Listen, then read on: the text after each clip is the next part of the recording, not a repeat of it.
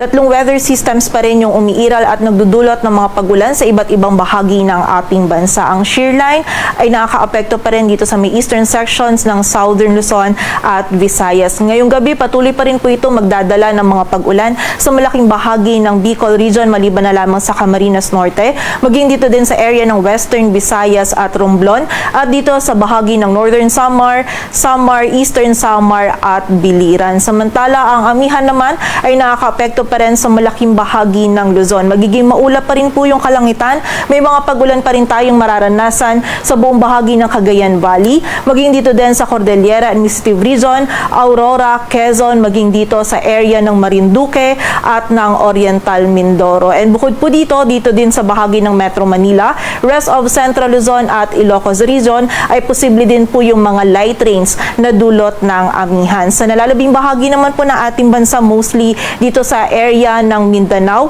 maging sa Palawan at nalalabing bahagi pa ng Visayas, magiging maulap din po yung ating kalangitan. Mataas din yung possibility ng mga pag-ulan, pagkilat at pagkulog na dulot naman ng easterlies. Kaya pag-iingat pa rin po para sa ating mga kababayan sa posibilidad ng mga pagbaha at pagguho ng lupa. Ngayon po, meron tayong monitor ng mga cloud clusters dito sa may kanluran ng ating bansa sa labas ng ating area of responsibility. But for now, ay wala pa po tayong namamataan na LPA or bagyo na maaaring makaapekto dito sa ating bansa.